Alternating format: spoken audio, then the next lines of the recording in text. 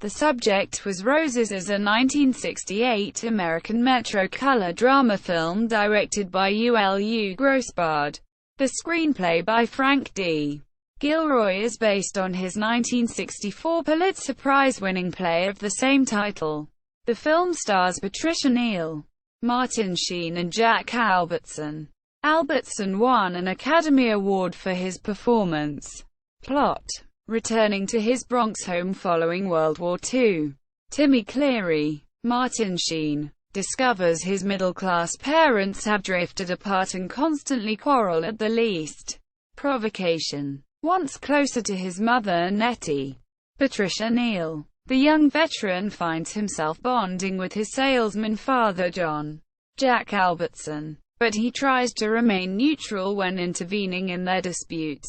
En route home after a day trip to the family's summer cottage with his father, Timmy purchases a bouquet of roses and suggests John present them to his wife. Nettie is thrilled by his apparent thoughtfulness, and the three spend the evening nightclubbing in Manhattan, when an inebriated John, whose infidelities have already been revealed, attempts to make love to his wife later that night. Nettie rejects his advances, suggesting he go to one of his whores, and breaks the vase of flowers, prompting her husband to reveal it really was Timmy who bought them.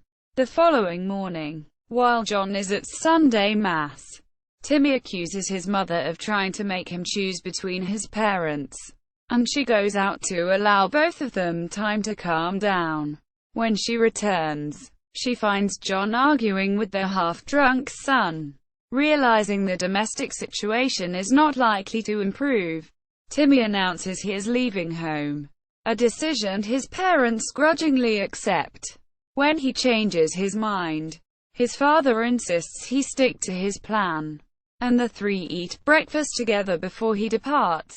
Cast: Patricia Neal as Nettie Cleary, Jack Albertson as John Cleary, Martin Sheen as Timmy Cleary, Don Saxon as Nightclub MC, Elaine Williams as Woman in Club, Grant Gordon as Man in Restaurant. Production: this was the first film directed by Ulu Grosbard, who had been nominated for the Tony Award for his direction of the 1964 Broadway production of Frank D. Gilroy's play. Joining him were original cast members Jack Albertson and Martin Sheen as John and Timmy Cleary. Patricia Neal replaced Irene Daly in the role of Nettie.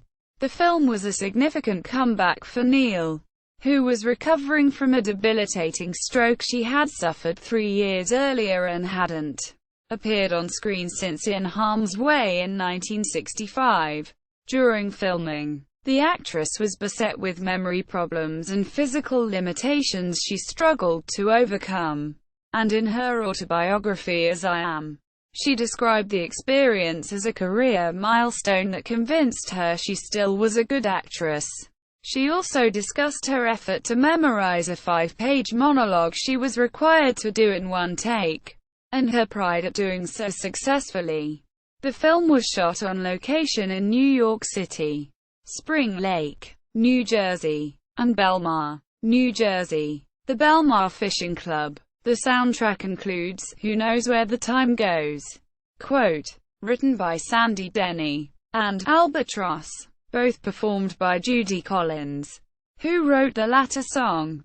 Critical reception. Vincent Canby of the New York Times called the film one of those middle-class domestic dramas that, for various reasons, time has passed by, as it has the Philco Playhouse.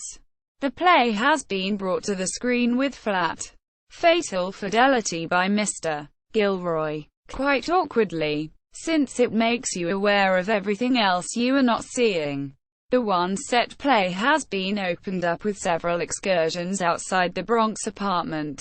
What's worse, Mr. Grosbard has retained the Broadway pace, which is particularly evident in the performances of Mr. Albertson and Misty Sheen. The tempo of the acting often seems to be outrunning the movie itself. Miss Neal's presence gives the movie an emotional impact it wouldn't otherwise have. She has In fact, simply too much style and wit for this kind of monosyllabic nonsense. Quote, Roger Ebert of the Chicago Sun-Times thought Gilroy's extraordinary play has been filmed with the greatest care, but it fails as a movie. It is hard to say exactly why. There's nothing obviously wrong, but when you walk out you don't feel as if you've been there. Something was missing. He added, part of the problem is with the actors. I think Albertson and Sheen talked loudly. Their movements are too obvious. They are trying to project. Miss Neal, who knows the movies, is better suited to the medium. She holds back. She suggests more than she reveals. And when all three actors are on camera, her performance makes the other two look embarrassingly theatrical. And there is where the movie fails. Quote, Variety said, the terrific writing, which top-notch performances make more magnificent, displays a wide range of human emotions, without recourse to cheap sensationalism or dialogue. Grosbard's perceptive direction keeps the bickering and banter from becoming shrill histrionics. Quote, TV Guide rated the film 4 stars, citing the terrific acting, sharp writing, and outstanding direction from Grosbard, and adding, never does the emotion explode into oratory. So almost every scene has an underlying tension that continues to bubble. Quote, Awards and nominations. Jack Albertson won the Academy Award for Best Supporting Actor. Patricia Neal was nominated for the Academy Award for Best Actress but lost to Katharine Hepburn in The Lion in Winter and Barbra Streisand in Funny Girl. Martin Sheen was nominated for the Golden Globe Award for Best Supporting Actor, Motion Picture, but lost to Daniel Massey in Star. See also List of American films of 1968. The subject was Roses at the Internet Movie Database. The subject was Roses at AllMovie. The subject was Roses at the TCM Movie Database. The subject was Roses at the American Film Institute Catalog.